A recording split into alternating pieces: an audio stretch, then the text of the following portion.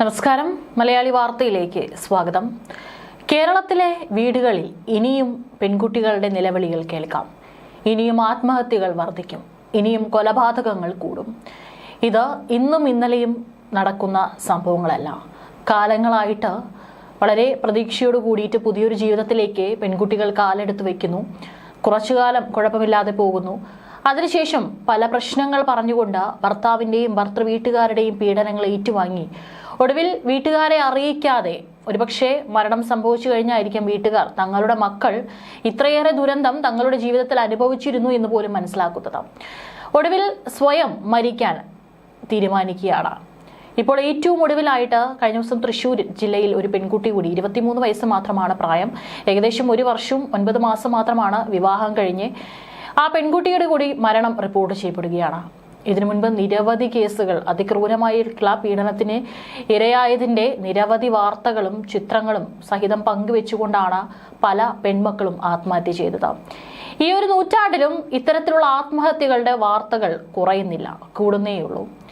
എന്തുകൊണ്ടാണ്, എവിടെയാണ് തിരുത്തേണ്ടത്, ആരാണ് തിരുത്തേണ്ടത് എന്നുള്ളത് ഇപ്പോഴും ഒരു ചോദ്യം തന്നെയാണ്. കൃത്യമായിട്ടും നമ്മുടെ രക്ഷിതാക്കൾക്കടക്കം ഇതിൽ പങ്കുണ്ട്. മക്കളെ നല്ല രീതിയിൽ അവരുടെ ഭർത്താവിനെ പരിപാലിക്കണം, അവരുടെ അച്ഛനും അമ്മയെയും പരിപാലിക്കണം, മക്കളുണ്ടാവുകയാണെങ്കിൽ അവർക്ക് വേണ്ടി ജീവിതം മാറ്റിവെക്കണം എന്നൊക്കെ പറഞ്ഞ് പഠിപ്പിക്കുന്നതിനൊപ്പം തന്നെ എന്തെങ്കിലും പ്രശ്നങ്ങൾ ഉണ്ടെങ്കിൽ അതിനെ നിന്ന് നേരിടാനും അല്ലെങ്കിൽ മനസ്സ് പതറിപ്പോകാതെ അതിനെ പരിഹാരം കണ്ടെത്താനും കൂടി അവരെ പ്രാപ്തരാക്കേണ്ടതുണ്ട്. എന്നിട്ടും അവരുടെ കയ്യിൽ നിൽക്കാത്ത പ്രശ്നമാണെങ്കിൽ തീർച്ചയായിട്ടും അച്ഛനോടോ അമ്മയോടോ സഹോദരങ്ങളോടോ സഹോദരിയോടോ അത് തുറന്നു പറയാനുള്ള പ്രാപ്തി ഉണ്ടാക്കിയെടുക്കണം. ഇല്ലെങ്കിൽ ആ വീട്ടിൽ തനിക്ക് എന്തെങ്കിലും ബുദ്ധിമുട്ട് അനുഭവിക്കുകയാണെങ്കിൽ തന്നെ സ്വന്തം വീട്ടിലേക്ക് ഇറങ്ങിപ്പോരാൻ അല്ലെങ്കിൽ മകളോട് ഇങ്ങ് പോരാൻ പറയാൻ ധൈര്യമുള്ള അച്ഛനും അമ്മയുമായിരിക്കണം. അവിടേക്ക് നമ്മുടെ സൊസൈറ്റി എന്ത് വിചാരിക്കും, നമ്മുടെ ബന്ധുക്കൾ എന്ത് വിചാരിക്കും, നാട്ടുകാരെന്ത് വിചാരിക്കും എന്നൊന്നും കുറിച്ച് കാര്യമില്ല. ഒരുപക്ഷെ അങ്ങനെ ചെയ്യാൻ രക്ഷിതാക്കൾ മുൻകൈ എടുത്തില്ലെങ്കിൽ ഒരുപക്ഷെ പിന്നീട് കേൾക്കുക ആ മകളുടെ മരണവാർത്ത തന്നെയാകും. ഏതായാലും ഇനിയും ഇത്തരത്തിലുള്ള വാർത്തകൾ ഉയരുമെന്നുള്ള കാര്യത്തിൽ യാതൊരു സംശയവും വേണ്ട. തൃശ്ശൂരിൽ ഭർത്തൃ വീട്ടിലെ പീഡനത്തെ തുടർന്ന് 23-കാരി ജീവനൊടുക്കിയ വാർത്ത കഴിഞ്ഞ ദിവസം പുറത്തു വന്നു.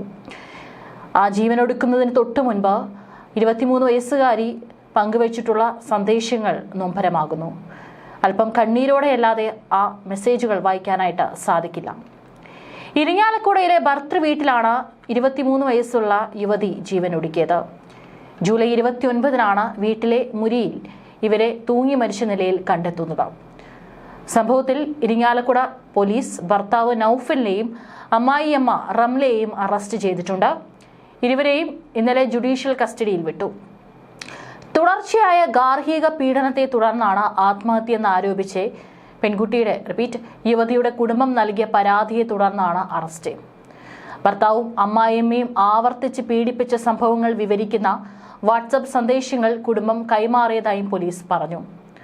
മരിക്കുന്നതിന് തൊട്ടു മുമ്പാണ് പെൺകുട്ടി മാതാവ് സക്കീനയ്ക്ക് വാട്സപ്പിൽ അയച്ച അവസാന സന്ദേശത്തിൽ ഭർത്തൃ വീട്ടിൽ ആ 23-കാരി അനുഭവിച്ച പീഡനങ്ങളുടെ ആഴങ്ങൾ മനസ്സിലാകുന്നത്. യുവതിയുടെ പോസ്റ്റ്മോർട്ടം റിപ്പോർട്ടിലടക്കം അടിവയറ്റിൽ ആഴത്തിൽ ചവിട്ടേറ്റ പാടുകളുണ്ടെന്ന് വ്യക്തമാക്കിയിട്ടുണ്ട്. അതിലേറെ ദുഃഖം ആ യുവതി ഗർഭിണിയാണ് എന്നുള്ളതാണ്.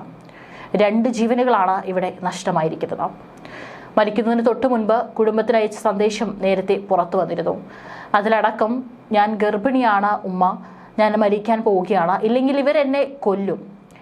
നൌഫൽ എന്ന് പറഞ്ഞ ഈ ഭർത്താവ് എന്നെ മർദ്ദിക്കാറുണ്ട്, എൻ്റെ വയറ്റിൽ ചവിട്ടി, മാത്രവുമല്ല എന്നെ തെറി വിളിച്ചു, ചീത്ത വിളിച്ചു, എന്നെ പോസ്റ്റ്മോർട്ടം ചെയ്യരുത്, അസ്ലാമു അലൈക്കും എന്ന് പറഞ്ഞുകൊണ്ടുള്ള മെസ്സേജാണ് അയച്ചിരിക്കുന്നത്. ഇതിൽ മാതാവിനുമെതിരെ ഗാർഹിക പീഡനം, ആത്മഹത്യ പ്രേരണക്കുറ്റം എന്നിവയടക്കമുള്ള വകുപ്പുകളാണ് ചുമത്തിയിരിക്കുന്നത്. കഴിഞ്ഞ ദിവസം ഈ പെൺകുട്ടിയും ഭർത്താവും ഭർത്തൃമാതാവും തമ്മിൽ തർക്കത്തിലേർപ്പെട്ടിരുന്നു. ഇതിനിടയിലാണ് ഭർത്താവ് യുവതിയെ ഉപദ്രവിച്ചത്. ഇതിൽ മനം നൊന്താണ് യുവതി വീടിന്റെ ടെറസിലെത്തി തൂങ്ങി മരിച്ചത്. ഇത് കണ്ട നൌഫലും മാതാവും പെൺകുട്ടിയെ അടുത്തുള്ള സ്വകാര്യ ആശുപത്രിയിൽ എത്തിച്ചെങ്കിലും ജീവൻ രക്ഷിക്കാനായില്ല. ആ മെസ്സേജിൽ കൃത്യമായിട്ട് പറയുന്നുണ്ട്, തൻ്റെ വയറ്റിൽ, അതായത് ഒരു കുഞ്ഞിനെ അവിടെ ചുമക്കുന്നുണ്ട്, ആ വയറ്റിൽ ആഞ്ഞ് ചവിട്ടി എന്നുള്ളത്. പക്ഷേ യുവതി വിവാഹിതയാണ് എന്നുള്ള വിവരം വീട്ടുകാർക്ക് പോലും അറിയില്ലായിരുന്നു. ഈ അവസാനമായിട്ട് അയച്ച സന്ദേശത്തിലാണ് ഞാൻ ഗർഭിണിയാണ് എന്നുള്ള വിവരം യുവതി വീട്ടുകാരെ അറിയിക്കുന്നത്.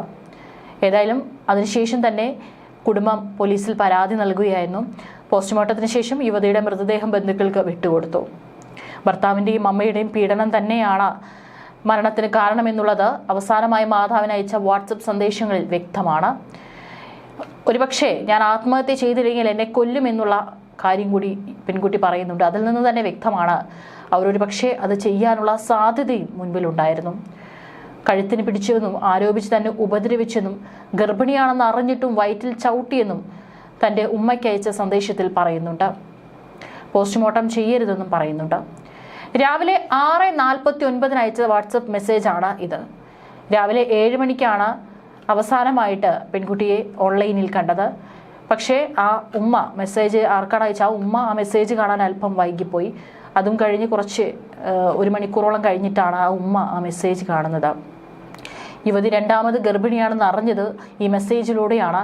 ഇതിന് പിന്നാലെയാണ് ഉപദ്രവം കഠിനമായത്. 1.25 വർഷം മുമ്പാണ് കാർഡ്ബോർഡ് കമ്പനി ജീവനക്കാരനായ നൗഫലുമായി യുവതിയുടെ വിവാഹം നടത്തിക്കൊടുത്തത്. ഇവർക്ക് 8 മാസം പ്രായമുള്ള ഒരു കുഞ്ഞുമുണ്ട്. ഭർത്തൃവീട്ടിലെ ബുദ്ധിമുട്ടുകളെക്കുറിച്ച് യുവതി നിരന്തരം വീട്ടിൽ അറിയിച്ചിരുന്നെങ്കിലും വീട്ടുകാർ ഗൗരവത്തിലെടുത്തിരുന്നില്ലെന്നാണ് ബന്ധുക്കൾ വെളിപ്പെടുത്തിയത്. കുടുംബങ്ങൾ അകന്നു പോകരുതെന്ന് കരുതി എല്ലാം പറഞ്ഞ് പൊരുത്തപ്പെടുകയായിരുന്നുവെന്നും ഒടുവിലായി പ്രശ്നമുണ്ടായപ്പോൾ സംസാരിക്കാൻ എത്തിയിരുന്നുവെന്നും എന്നാൽ സ്വന്തം മകളെ പോലെ കരുതുമെന്നാണ് നൗഫലിന്റെ മാതാവ് പറഞ്ഞ് വിശ്വസിപ്പിച്ച് മടങ്ങിപ്പോന്നുവെന്നും ബന്ധുക്കൾ കണ്ണീരോടെ പറയുന്നു.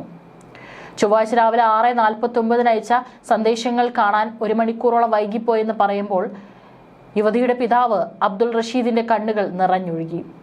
ഒരുപക്ഷെ ആ മെസ്സേജുകൾ അപ്പോൾ കാണാൻ വഴിയുണ്ടായിരുന്നെങ്കിൽ ഓടിയെത്തിയ ആ പെൺകുട്ടിയുടെ ജീവൻ രക്ഷിക്കാമായിരുന്നു. പെൺകുട്ടിയുടെ മാത്രമല്ല, ആ പെൺകുട്ടിയുടെ വയറ്റിൽ വളരുന്ന ഒരു കുഞ്ഞിന്റെ ജീവൻ കൂടി രക്ഷിക്കാമായിരുന്നു. രണ്ടാമത് ഗർഭിണിയായതോടെയാണ് ഈ പീഡനങ്ങൾ വീണ്ടും കൂടിയത്. ഒരേ ഒരു മോളാണ്, അവൾക്ക് വേണ്ടിയാണ് ഞാൻ ജീവിച്ചത് തന്നെ. ഇങ്ങോട്ട് പോരാമായിരുന്നു അവൾക്ക്. സന്ദേശങ്ങൾ കണ്ട് നൗഫലിന്റെ വീട്ടിൽ ഓടിയെത്തിയപ്പോഴേക്കും പെൺകുട്ടിയെ ആശുപത്രിയിലേക്ക് കൊണ്ടുപോയിരുന്നു.